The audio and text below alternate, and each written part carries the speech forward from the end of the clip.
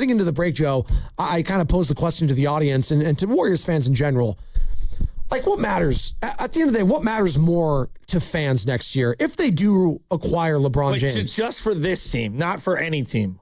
Not for any team, just this team. Like, do you want to be entertained or do you want to win? What was the purpose of this year, this last season? It was to win. Heading into the season, it was to win. You really thought they were going to win it all? No, the expectation, I'm telling you, coming off a second round in the playoff series loss, their expectation was if we stay healthy, I still think we could do something in the West. That was the expectation. Okay. And then the injuries happened, Joe. Whether you want to believe that it was realistic or not, that was the team's expectation. Was that product entertaining for the first 2.5 months of the year? No. A little, but a couple San Antonio games. The first couple weeks, maybe. And then, the San Antonio beating the Lakers in LA, beating the Nuggets in overtime, that Aaron Gordon 50-point game, Steph Curry, that was fun. But for the most part, it was a mediocre team. For the most part. Were fans entertained last year? No, they were not. At the end of the day, they were not. And a lot of that had to do with what? Injuries to Jimmy Butler, the Jonathan Kuminga saga, and injury to Steph Curry. That's just the reality. It wasn't an entertaining product. It was boring. It was tough to talk about for weeks on end, knowing they were going to be a 10 seed because everyone else in the West behind them absolutely stunk. It was a tough watch at times. That being said, you could wrap your mind around the fact that, okay, we get Steph back. We'll see with Draymond Green, Kristaps. I don't know what's going to go on there. There was at least some curiosity this offseason that something could happen. Now, was there going to be any move out there that makes them a championship contender? No, because that just doesn't really happen. Not when we see the teams that just are competing in the West that are that stacked. Like, there's no move this offseason that puts you on the same footing as the Spurs, Knicks, or the Thunder. No, but if you get LeBron, yes, and you can move Kristaps and move Jimmy Butler's contract, you could add Trey Murphy III. You could add, Anthony Davis. You could add, let me throw one at you. Yeah, throw one at me. Because I just wanted to ask the question, what matters more to fans right now? Is it the actual winning of next season or just being entertained? Because I do think a lot of this LeBron stuff is just, I want to be entertained, man. All right, but I want to win. Winning is secondary to me if LeBron comes. I just want to see him and Steph play together. And if they do win, that's a bonus. I always want to win. That's fine. I always want to win. Entertainment is something you say when you think you have like a 20-win team staring you in the face. It could be both, though. I could be pleasantly surprised next year, but I'm not going to have any preconceived notions that I think this is a championship team. The Niners last year were really entertaining. They were. Yeah. Did we and that was coming off a bad year, wasn't it? Yeah, but ultimately, was it satisfying? It was okay. The Eagles win. No. The Eagles was great. After they beat the Philadelphia Eagles, the amount of callers that called in said, I am satisfied no matter how the season ends. There's a lot of people that said that. But then a week later, what happened? They got blown out. Yeah. But that doesn't take away anything on how those fans were feeling the week prior. They were feeling satisfied. Throughout that entire time, people felt like they were playing with house money.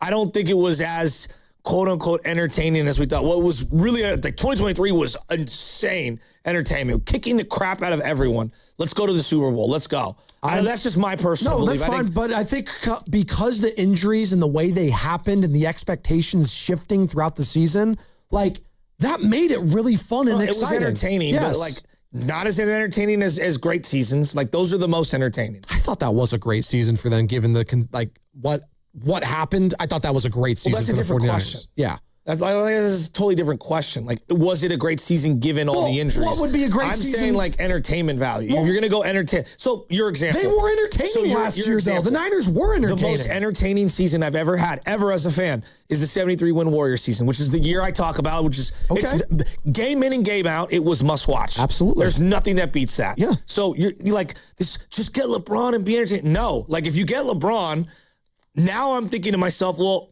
I'm probably way more wildly apt to swing the deal for Zion and Trey Murphy. I'm actually considering, as much as it makes me sick, I would consider some sort of a trade for Anthony Davis. And can he do a 2-year extension instead of a 4-year extension? It'll probably be a 1 in a player option. Now I'm thinking all right, what can we get? LeBron comes. I don't want Sabonis.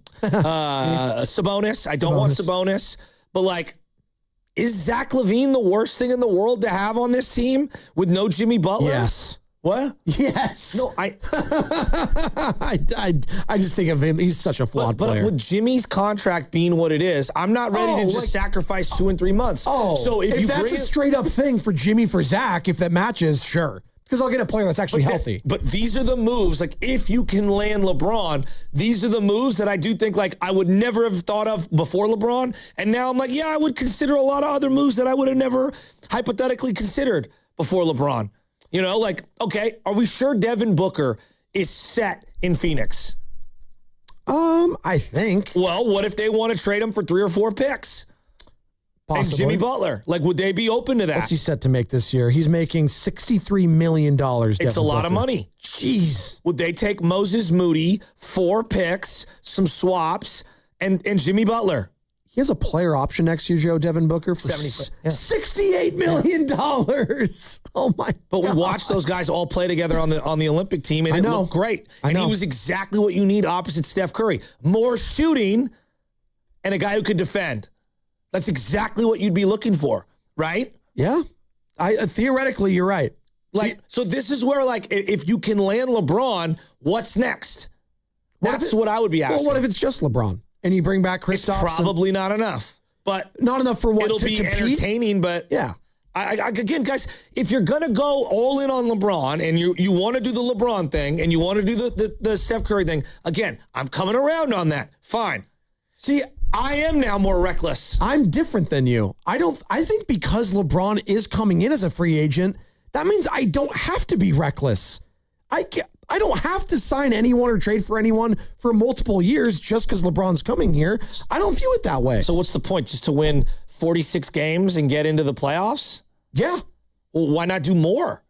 Okay. I'm not saying you can't do that. So now you're going to finally get LeBron and Steph Curry together. LeBron you're going to get them together, though, Joe. And then you're going to be like, yeah, but I don't want to go that far.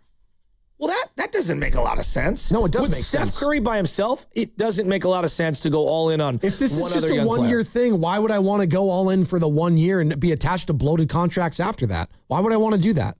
Because you have one more chance to get a 5th ring. That is much more realistic. See, I don't for think, 1 year. I don't think there's any possible combination of moves that could make the Warriors, even if you add LeBron, a championship contender. So LeBron, I'm just hypothetically, LeBron, Devin Booker, and Curry doesn't. No, not in the West. I don't know. I don't think. I don't know. I love Devin Booker. I don't think that makes you a championship LeBron by himself contender. just beat the Rockets and got into the 2nd round. He did. He did add Austin Reeves there. And then you have no clue what's going to happen with Denver. You have no idea what's going to happen with Minnesota. I'm not saying they would be the favorites. I'm just saying, like, it's inconceivable. The Warriors without any players played OKC super hard 2 years in a row. The Warriors without LeBron James shut down the Spurs earlier this year, where Draymond was the best he's ever been in those back-to-back games defensively. Well, I guess that's the conversation. If you want to bring in LeBron James and he says get rid of all your picks and go after all these other things, like, are you doing that? I think you have to really consider it. I do think you have to consider it. For a year because of it's LeBron. A legitimate, because then it's a way more legitimate opportunity to go after a title. But he's not guaranteeing you that he's going to come back after this year. So be it. Okay. Interesting. Yeah, so okay. Be it. So be it. So you got to make the situation so good. Because look, even if let's say he drops a little again next year, this is LeBron. He's still a top 30 or 40 player. I know. He's incredible. Like what we're talking about. I know. We're talking about. I said, Joe, you can make the argument he'd still be the 2nd best player on the Spurs. Yeah. No, he would be. And like that's why I don't consider I trust him more than Look, Jalen Williams is awesome. I trust LeBron more than him. I mean, how could you not? He has the pelts on the wall. Right. I know Jalen's won a title. LeBron's won 4 of them. I just don't think LeBron is coming here just to like hold hands with Steph and go out on top. Like I'm talking about go out in a play-in. Like I don't think that's. No, he might. I don't even think that's in the cards. Again, I don't think he wants that. But the Lakers he was a playing team with the Lakers many times over. Yeah, he just was. I don't think he was satisfied. No, he wasn't. But like he kept signing up for that again and again and again, even though they were a play-in team. They were a first-round exit the year prior, even adding Luka and having a healthy Austin Reeves. They got bounced by the Minnesota Timberwolves. They just got swept by the Oklahoma City Thunder. And I think that Lakers team is significantly better than this Warriors team currently is. And that team got swept by the Thunder. So like, I hear you on that. But if I'm Mike Dunleavy in this scenario, I don't think I need to go out and add all these other bloated contracts potentially and have all these risky contracts just to have a year of LeBron James. Now, could I talk myself into some other deals that weren't a possibility? Like you brought up Zion. That's interesting to me. He's still relatively young. That would be fascinating. Him and LeBron on the same team? You kidding me? Well, I just think that I would want to get Trey Murphy. That's the more important thing. You brought in Zion, because they would want to dump the salary, right? Sure. And so if I can get Trey Murphy, and if Zion has to come, okay, whatever. So that would be an interesting team. You want to talk about like an interesting, good team with a lot of upside? Like that would be a team I would want to watch every single night. If you bring in LeBron, but LeBron wants, Mike Dunleavy and Draymond and Joe Lacob to make all these moves, and you have no guarantees that he's here after this season, are you willing to part with a lot of picks? And are you willing to have a bloated salary and dip into the first apron? Are you willing to do that for a year of LeBron James? 888-957-9570. Because Joe, it might take that. It might take that. If you're competing against all these other free agent destinations, the Warriors might have to do some risky things to appease LeBron James. And it sounds like you're okay with that. Yeah, the risk is worth the reward. Okay. I wonder if other people feel that way, because I'm not so sure Dunleavy feels that way. Like, I just don't understand how anyone can sit here and tell me they're infinitely better with LeBron. And adding one other player when Jimmy won't play for you this year, okay, doesn't make them that much better. That's where I'd like, okay, now you've lost me. So they're infinitely better with LeBron, but then adding a hypothetically healthy body for the entire season doesn't make them better? Infinitely, I would not use that word. They would be better. I don't think they would infinitely 10-win better with LeBron. On the floor. Okay, wait, what? They are not a 10-win better team with LeBron. 5, okay. 10 is a stretch. So 5. So from 37 to 5, that's 42 and 40. Yeah. That's probably the 8 spot. Probably. Still a playing team, but they're better. See, to me, that's not infinitely better. So but I never said infinitely better. I said they're a better team with him. I don't think this vaults you into automatically being a playoff team. I don't see that to be. The Lakers have been a better team than the Warriors last couple of years, and at times have flirted with the play-in. I'm well aware of that. LeBron, a better version of himself, they were still a play-in team at times with Anthony Davis. Okay. It doesn't guarantee just because you get LeBron that you're automatically going to be a playoff team and being infinitely better. No, I know, but if you're going to make the move to get LeBron, then you probably are going to make other moves to build the team around him. Possibly. Maybe LeBron likes Kristaps. Maybe he thinks that's going to be a fit. I know it sounds insane. Maybe he likes that. I don't know. Maybe he likes playing with him. So LeBron's looking at this team and he's like, yup, Pod's in the starting lineup. Like, come on, dog. No, like, I get we're having fun. We're talking radio. He just had DeAndre Ayton as his starting center last year. That's a center. He comes out of the game after a minute and a half. Jackson Hayes was his backup. He comes out of the game. He had Mozgov for a time. The center position is different. He's going to have Pods in the starting lineup with him. They viewed the way Warriors fans view Pods. Austin Reeves was viewed like that early on in LeBron, and he was undrafted. We're not going to agree on this then. I don't think that LeBron is coming to a situation to not be a playoff team, period. He wants playoff. Well, then don't come here. Season. Well, then he's not coming here. I'm sorry. Then he's not coming here, Joe. Well, now you've talked yourself into he's coming here, but now he's not coming here. Well, that's not the sell. The sell is happiness, not the playoffs. Well, I don't know that. This is what Rich Paul said. He represents LeBron. For this particular time, Max, was a lot different. And I asked him, I said, listen, this is going into year 24. You don't owe anybody anything, right? You've accomplished more than any player has ever accomplished. You got every record, all the stuff. Let's find one foundational thing to build off of. And if I ask you that, what would it be? I don't need to answer now, but let's just try to find that. And so he said, okay, fine. Took a day or so, and he called me back. He said, okay, man, you know what? I just want to have complete happiness. You're supposed to be happy. Winnings, that'd be great. I just want to be happy. How do you know winning is not what makes him happy? Might be. It might be. But again, as Rich Paul just phrased it, you've won everything already. Oh, okay, yeah. But the great ones are never satisfied. Tom Brady's talking to Shaq like, dude, every pass I throw on the side, I go, I still got it, and I want to make this spiral perfect. You don't think LeBron is wired like Tom Brady? I think LeBron understands that the championship window for him is probably over. With the Lakers. And unless he goes to 3 or maybe 4 destinations, it's probably still out the window. And I would say to you that if the Warriors are going to be considered in this particular exercise, he would mandate and they would mandate that they make a subsequent level of moves to be able to be in a position to grant him his wish. Well, what if he says, hey, you know what? We could be contenders even with Jimmy Butler, and I want him to stay. That I find hard to believe. They're very redundant. I think they can play together, though. Now, you need shooting around LeBron.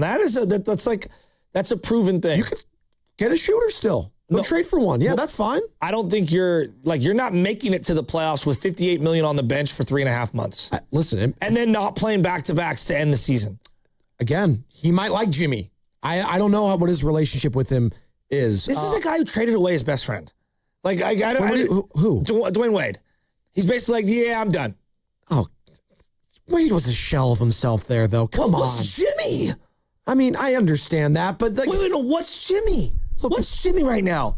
So LeBron's coming here and he gets full control. No, but... That's basically what you're saying. No, I don't think that's the case. It's one thing if like Jimmy's in his prime and he's healthy and he's like, get him out of here. It's another thing to be like, guys, we got $58 million on the books. We can't just operate like that. Like, what team that takes themselves of a playoff contender is not going to look at the Jimmy Butler contract and say, well, that's probably the most movable asset we would have, and we're going to have to attach some stuff. I don't know. And it's our best piece to get better. It goes against what Dunleavy's been saying and Joe Lacob and whatever Jimmy's agent's been saying. Sounds like they want to keep him.